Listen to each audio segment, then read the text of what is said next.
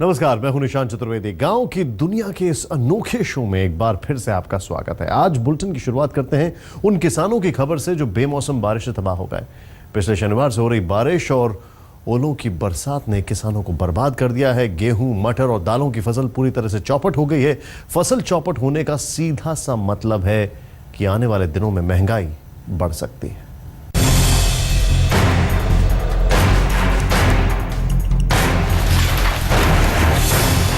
शनिवार को भारी भरकम ओलों की ये बरसात उत्तर भारत में किसानों के लिए बर्बादी की बारिश बनकर आई और खेतों में खड़ी फसलें जमींदोज हो गई। पंजाब में पिछले 24 घंटे के दौरान हुई तेज बरसात और ओलावृष्टि ने खेतों में खड़ी गेहूं की फसलों को भारी नुकसान पहुंचाया है। पंजाब के कई जिलों में फसलें नष्ट हुई हैं। कृषि विभाग नुकसान का अंदाजा लगा रहा है। शुरुआती रिपोर्ट के मुताबिक अमृतसर, जलंधर, गुरदासपुर, फतेहगढ़ साहिब, संगरूर, कपूरथला, होशियारपुर, लुधियाना, फरीदकोट, मोगा और फजिल्का जिलों में गेहूं की फसल बर्बाद हुई है। इसके अलावा कपूरथला, जलंधर और होशियारपुर में शनिवार को 30 मिलीमीटर बारिश दर्ज की गई और इसका सबसे ज्यादा नुकसान फसलों को ही पहुंचा है। तरन तारण के किसानों को समझ नहीं आ रहा कि फसल बर्बाद होने के बाद अब वो क्या करें, क्या खाएं, कहां जाएं। इसी तरह बारिश और ओलों से बर्बाद हो चुकी फसल से गुरदासपुर के किसानों के चेहरे भी मुरझा गए हैं। किसानों का कहना है कि अब सरकार को ही उनकी मदद करनी पड़ेगी, वरना किसान आत्महत्या को मजबूर होंगे। किसान की हालत बहुत ज्यादा माड़ी हो चुकी है।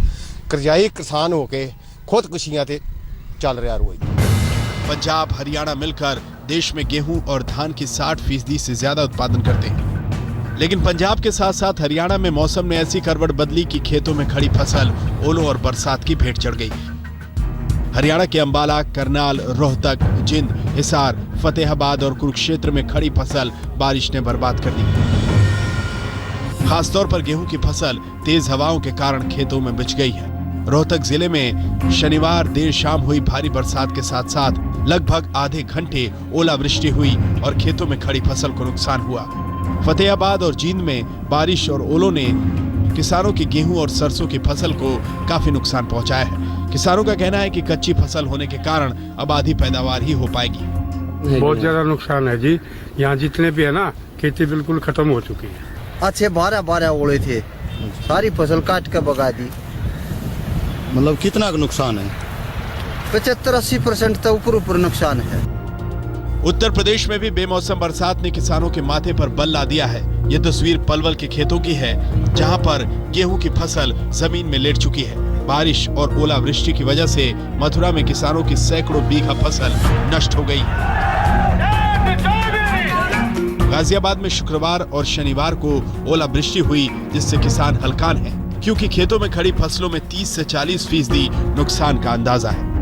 खेती में अभी जो है बारिश, जो बेमौसम बारिश हुई है, इसमें ओला पड़ा है। इस ओले से जो है हम लोगों की सारी फसल बर्बाद हो गई है। इसमें जी 50% से ज़्यादा नुकसान है। वो सभी खेत लौट गए हैं। आलू में बहुत भारी नुकसान, आलू खुदाई हो रही थी, उसमें बारिश पड़ गई, वो बेकार हो गए।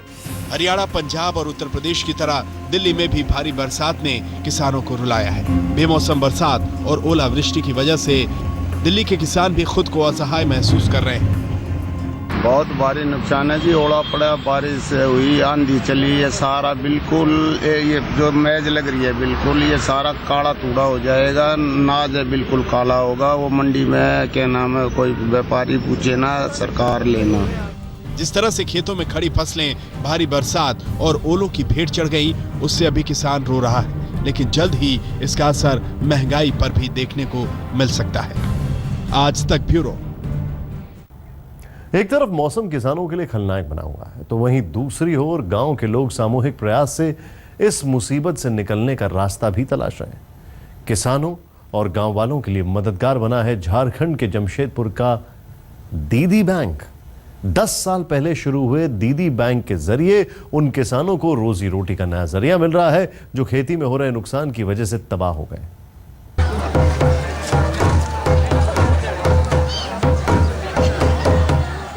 झारखंड के 3 जिलों जमशेदपुर, सरायकेला खरसावां और चाईबासा के आदिवासी गांवों में जब इस तरह से मुनादी होती है तो इसका मतलब होता है कि आज बैंक खुला है। बैंक खुला दे अब नंदे अब निंदा दे ठोकलो रे अब बैंक खुला ना तिसिंग खुलावा कना वो है। पिछले 10 साल से 3 जिलों के गांवों में हर हफ्ते इसी तरह से दीदी बैंक खुलने से पहले मुनादी हो रही है। मुनादी के बाद गांव के लोग गोलकार पत्थर पर बैठकर बैंक के हिसाब किताब में जुट जाते हैं। कोई बैंक में पैसा जमा कराता है तो कोई निकालता है। 10 साल में दीदी बैंक ने यहाँ के गांवों में ऐसी पैठ बना ली है कि आज इसकी कुल 12 शाखाओं में करीब 25,000 सदस्य हैं। 10 रुपए से शुरू हुए दीदी बैंक का 10 साल में सालाना टर्नओवर 3 करोड़ के करीब पहुँच गया है। 2006 से जुड़े हुए थे से उससे अभी तक पैसा जमा हो गया 45,000 तक जमा हुआ है। 12 शाखाएं हैं। इसका टर्नओवर क्या है? 1 करोड़ से 2 करोड़ 3 करोड़ तक है।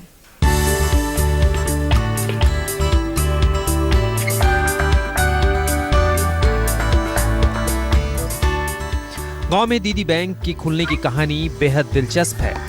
झारखंड के जमशेदपुर, सरायकेला खरसावां और चाईबासा के आदिवासी इलाकों में लोग सूदखोरों के चंगुल में बुरी तरह से फंसे हुए थे। सूदखोर इनकी जमीनें हड़प रहे थे। ऐसे में गांव की 5 आदिवासी महिलाओं ने 10 साल पहले स्वयं सहायता समूह बनाया। समूह की महिलाओं ने हर हफ्ते 10 रुपए जमा करना शुरू किया। धीरे धीरे इस समूह में लोग जुड़ते गए और सदस्य संख्या 25,000 को पार कर गई। दूर दराज गांव है, ज़्यादातर यहाँ पहाड़ जंगल के बीच में एक एक गांव बसा हुआ है। तो यहाँ से जाने के लिए जैसे सीकेपी आने के लिए और टोकलो यहाँ जो बैंक है वहाँ आने के लिए उनको तकलीफ हो रही थी। इसीलिए उन लोग गांव में छोटा स्वयं सहायता समूह खोला। विचार किया गया कि क्यों ना सारे एसएचजी समूह को जोड़ करके एक दीदी बैंक बनाया जाए और दीदी बैंक बनने से ताकि महिलाओं को 500 रुपये से ज़्यादा 1,000 रुपया, 5,000, 10,000 की ज़रूरत पड़ेगी तो वो यहाँ से ले सकेंगे। दीदी बैंक के जरिए उन लोगों को कम ब्याज पर लोन दिया जाता है जो छोटा मोटा कारोबार करना चाहते हैं। साथ ही बच्चों की पढ़ाई के लिए पैसों की मदद दी जाती है। इस बैंक ने आदिवासी इलाकों में सूदखोरों के सिंडिकेट को ध्वस्त कर दिया है। हर हफ्ते खुलने वाले इस बैंक में कागजी कार्रवाई से ज्यादा आपसी विश्वास पर काम हो रहा है। शायद यही वजह है कि हर महीने हजारों लोग इस बैंक से जुड़ रहे हैं। अनूप सिन्हा, जमशेदपुर, आज तक।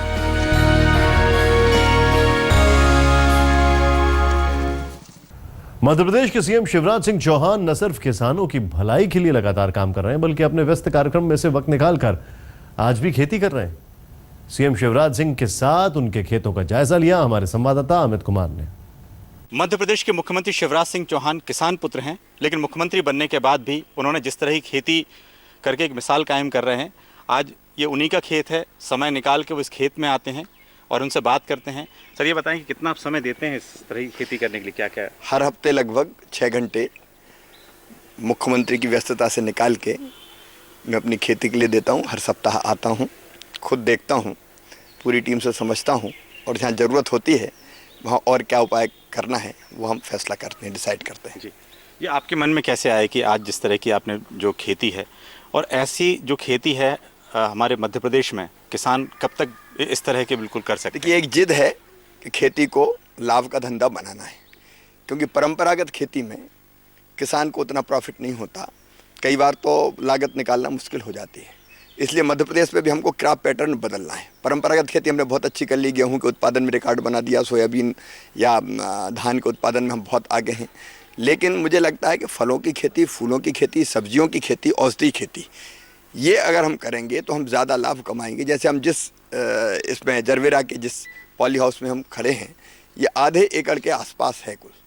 उस आधे एकड़ में अभी एक दिन छोड़ के 4000 के आसपास फूल हमारे जरवेरा के जा रहे हैं। और एक फूल को एवरेज अगर आप बेचें, एवरेज कभी 8, 9, 10 रुपया भी बिकता है जब शादियां होती हैं खूब, जब शादियां नहीं होती तो 3 रुपया 4 रुपया भी बिकता है।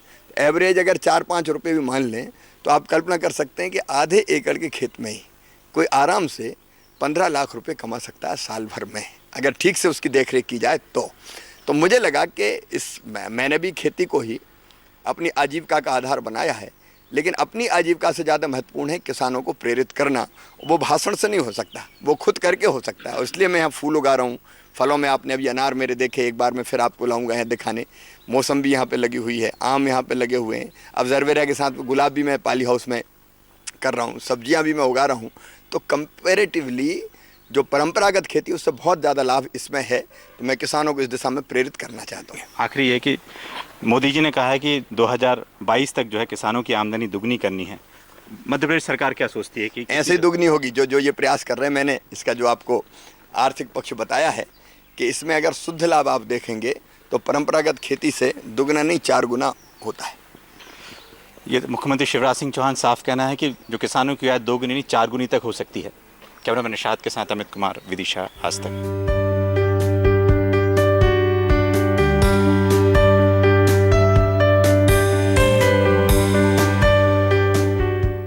गांव आज तक में बस आज इतना ही। कल फिर होगी मुलाकात कुछ और गांव की रोचक और दिलचस्प खबरों के साथ। आप देखते रहिए आज तक। हैदराबाद की एक अदालत ने विजय माल्या के खिलाफ गैर जमानती वारंट जारी किया है। बैंकों के 9000 करोड़ डकारने के आरोपी विजय माल्या की मुश्किल बढ़ गई है और पुलिस। पैसे वाले बाबू मेरा बजट बना दो, पैसे वाले बाबू मेरा बजट बना दो, बजट बना दो, बजट बना दो, पैसे वाले मेरा बजट तू बना